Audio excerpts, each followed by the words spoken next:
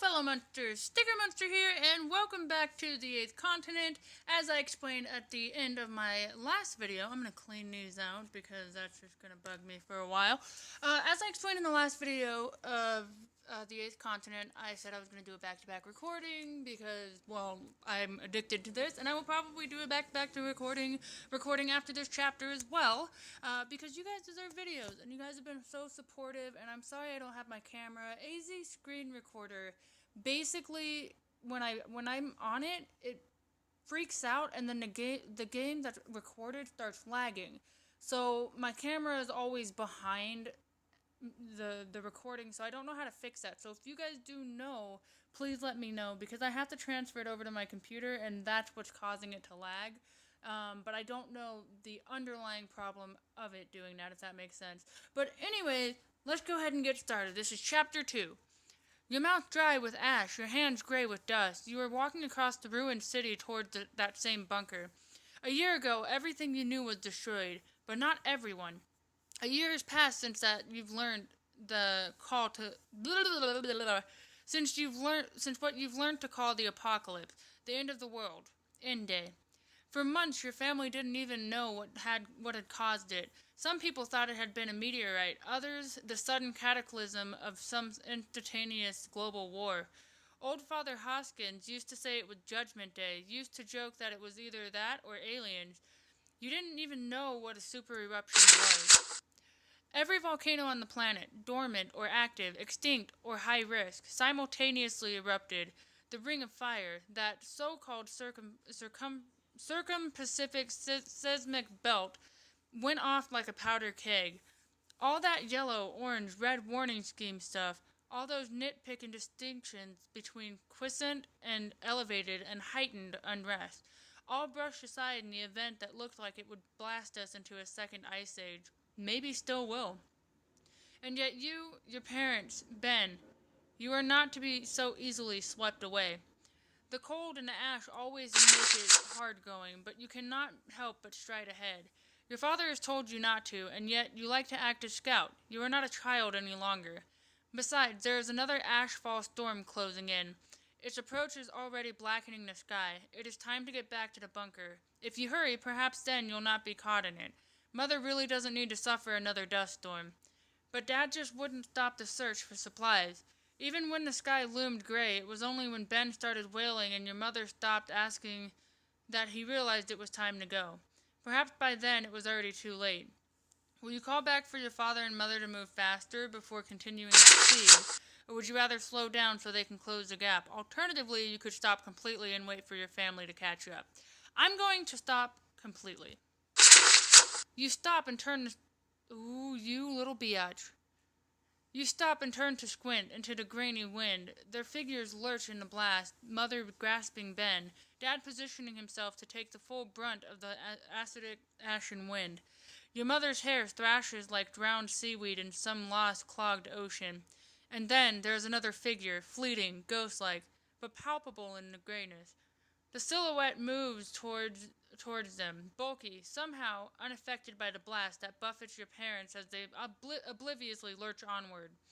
The gap is closing, and then there is a rumbling sound, shaking the very ground beneath your feet. You inhale, preparing to shout some hurried, useless warning, but there isn't time. Something has hit you, a sharp pain in your head, snapping away your vision, and you can feel yourself falling towards the rubble-strewn ground. In the darkness, the wind tears through the shattered concrete upon which you lie, drowning out the last whispers of Ben's crying. Your spit is powdered and has the sharp taste of soot. Whatever you witness, what little of the split-second fragmented narrative that you can make sense of, it is long since over now. Something came out the mist and hit you, knocked you out. The ash that has burrowed into every recess of your clothing and mounted into tiny dunes tells you that quite some time has passed. Exactly how much time you cannot estimate. Now that you are awake, the wind has died, and you are alone.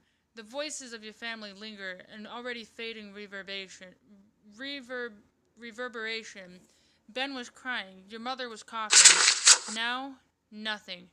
You only heard two words. Your father's voice. 8th Continent. It was your father who spoke, but the tone was not his. It was not a question, nor a statement, nor a warning. He sounded entranced, bewitched. And then there was no sound at all. Your family evaporated. As you lift yourself up, your head swimming, you wonder if they are already at the bunker, worried sick about their wayward child. It seems impossible. A deep gloom has descended now, and the ash and soot drift in melancholy columns amid the struggling light.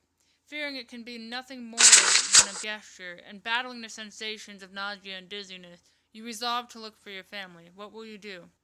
Look where you last remember last seeing them. Explore the area directly behind you where the projectile that knocked could have... Okay.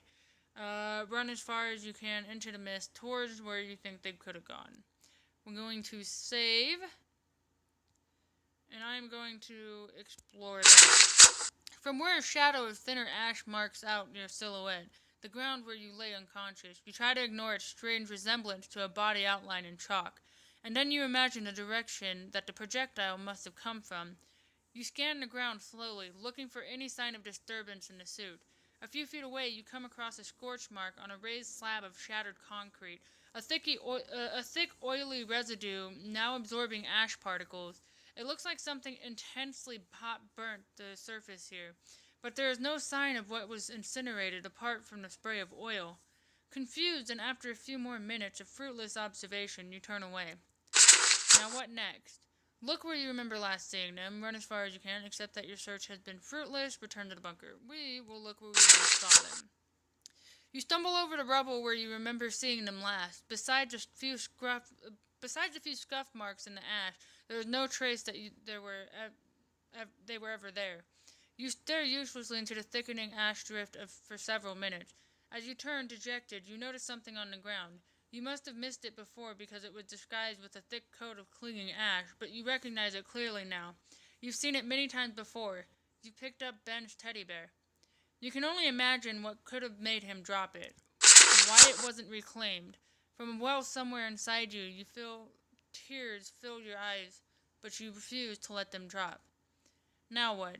Do that. Check all our options. Fully explore the site of your family's disappearance. A sudden hope rises your pulse. If you can run as fast as you can, then there is a chance that you'll simply catch up with them.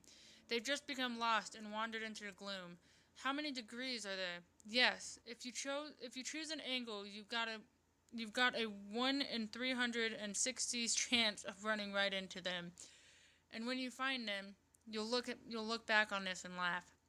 You spring off the remnants of a brick wall, dart across the debris, cement fragments and half bricks skittering. You almost slip, but momentum keeps your grip sure and you spring onward. Suddenly the ash is thicker, and you cannot see anything. You attempt to slow down, but it is too late.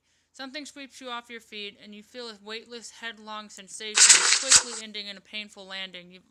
You've run straight into a low wall, and somersaulted right over it to land on your back. Cursing your stupidity and brushing yourself down, you are suddenly accompanied by a new intensity of silence and solitude. Mother, father, Ben. They're not here. You limp back, the tops of your legs throbbing, barely able to find your way through the ash drift.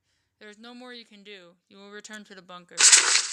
The soft sensation of ephemeral ash drifting and catching on your skin, and the padding of its weight gathering relentlessly on this landscape is no comfort. Only yesterday you cursed your dad for not allowing you the independence to venture out into a minor ashfall by yourself. Now here you are, walking alone across rubble that was once your home, with your family lost. Besides your grief, there is something more savage materializing, a fist of something as hard as stone. You push through the door of the bunker, fling aside the tattered blanket that acts as a drape to the entrance, and allow your eyes to adjust. No matter how long you wait, searching the humble paraphernalia of subsistence, holy shit, I can't read, that is your underground home. No matter how much you blink away, what is undeniably real, you cannot conjure the image of those who are simply not here. Are you all right? Father Hoskins sits in his usual chair beside the wood burner that you and your father constructed a year ago. Have you seen Dad and the others? He shakes his head, his face suddenly contorted. What's happened, Morgan? Father Hoskins is an old friend, has lived with you and your family since soon after End-Day. Breathlessly, you tell him what occurred out in the wasteland. It seems to take Father Hoskins time to form his response. You know, most people think that the eighth continent is just a myth, but surely they can't have gone far? His thick Scottish accent, accent makes everything he says sound like a question. But what he says next resigns itself to being a statement. But I suppose you're going after them regardless. The look that he sees in your eyes is response enough. The stone that solidified your chest is recognizable now. Resolve. Pushing himself painfully out of his chair with his walking stick, he says, God knows I can't come with you. He swallows deeply, begins afresh. You'll need to take some things with you. You unshoulder your pack, and Father Hoskins helps you collect what you need. Okay, I got my PDA now. Cool. You'll certainly want your father's PDA and his binoculars, as well as some essential provisions. Press the power button of the PDA to explore what you just picked up. Your PDA also... Okay, so the red is my health, the blue is my body. And then when you see me go in here, there's my inventory. There's journals. I'm not going to read all these, but basically what these are saying, because I haven't, I haven't done that yet. Basically what this first journal is saying is he found a spider that was 5 feet long, and he was trying to figure out why they overgrew, and basically the endocrine system, I don't remember exactly what the one thing was, but basically it completely swollen and overlarge, so they just keep growing and growing and growing. And then he's trying to figure out if it was from natural causes or if it was from, government experiments and blah, blah, blah. Diary and day. That's not really important. Finish looking at your stuff. Yeah. Father Hoskins slings you a pouch of hack metal, what passes for currency post-end day. You'll need some pocket money on your travels, no doubt. You thank him, glancing around the bunker for anything else you might need. You should go and raid the shed outside, Morgan. There may be a few more essentials of use there. Good idea, you say. You cannot load yourself down like a pack horse, but you're sure that Mum stored some emergency provisions out there amongst the rubbish. You go and take a look. I'm gonna save just in case, because you want to save and make sure you're good. Okay, let's see what we got here. We got this. Oh, sweet Jesus, my brain is already breaking. We'll do this. I want the hack. Oh, sweet Jesus. Right. I'm just gonna do it my way. There we go. Definitely gonna do it my way. Hey, you got a battery. What up? There we go.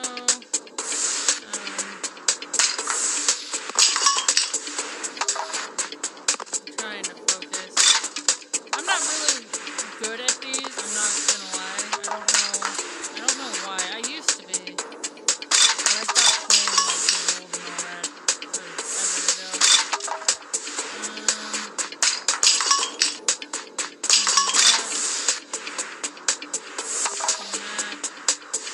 Sometimes it moves the ones I don't want it to move too. I'm getting a lot of hacks, so that's good, because I'm gonna need that later. Nice, there's the food. Under a pile... Ooh, you little biatch. Under a pile of shattered bricks and concrete that have breached the shed wall, you discover Mum's emergency stash. Canned food. This is a valuable find indeed. Nice. Okay, so how many do I have then? Cool, I have 10, and then 10 of those, 1 battery. Inhaler. I still have that? Okay. You know, Father Hoskins says, adjusting the straps on your backpack. Your father can pretty well look after himself. It's you I'm worried about. You manage a smile of sorts. He'd do the same for me. You remember the day he came back for you as you tried to flee the crumbling house. He already has. Father Hoskins lets his hand rest upon your shoulder. Even if I wanted to, I can't stop you, but at least wait a while before you go. You step towards the door. There's no time to be wasted, Father. Father Hoskins falls back into his chair, panting with exertion. Keaton is due any minute. He was coming today anyway. He might be able to help. You've met Keaton a handful of times, both before and after End Day. He's an old acquaintance of your dad's, but never seems to stop by for long. He seems a practical man, quietly intelligent, and I thought I said quietly. Okay. Quietly intelligent and forever intent of purpose. He could be worth waiting for, and yet it feels like it's time to leave. I will wait for Keaton. Father Hoskins sighs with relief, but the furrow that appeared across his brow when you told him what happened still lingers. In the silence you think to add, while I'm gone, if they return, don't let them come looking for me. I'll be back when I can be. Father Hoskins nods gravely. You feel yourself tense up with frustration. It would be perfect time to leave because outside you can see that the asphalt is relenting slightly. It is little comfort to consider that you've had a moment to rest before the journey ahead. The shadows of half-standing buildings are beginning to re-emerge, revealing again the wasteland that was once London. And then the landscape gives up. Another image, this one more palpable. Keaton, hooded and on horseback, approaches through the dim. Moments later, he is inside, his hands gloved in heavy metallic helmet, working to brush the ash from his shoulders and cloak. Only then does he stop and see the expressions on your faces. To give your family a chance, you must explain everything, but you need to mention your father's last words. Any details could be crucial. Explain everything. Okay, I'm going to explain everything. Upon mentioning your father's last words, eighth continent, Keaton's expressions alters, brows furrowing. I've known your father a long time. It's not like him to believe in fairy tales. You continue explaining what you did after you became conscious again. Okay, and that is chapter 3. We up in chapter 3 now. Okay, so I'm going to go ahead and leave this episode here. I'm really interested in books like these. I don't know why. I think it's just the sound effects and everything that comes with the game that makes it so immersive. But I hope you guys are enjoying this. I really, really enjoy this myself. But if you guys don't, or if you have another visual novel that you would like for me to, go ahead and record and upload, let me know. Because I'm starting, after the recent events, I'm definitely starting to get back up with my recording and stuff. And I definitely missed it, and I missed you guys. So definitely let me know what you guys would like me to do, and I'm going to leave this episode here. So thank you guys for watching. I really appreciate it. If you guys like this video, finger that like button for me. And remember, when there's a shout, the monster's out.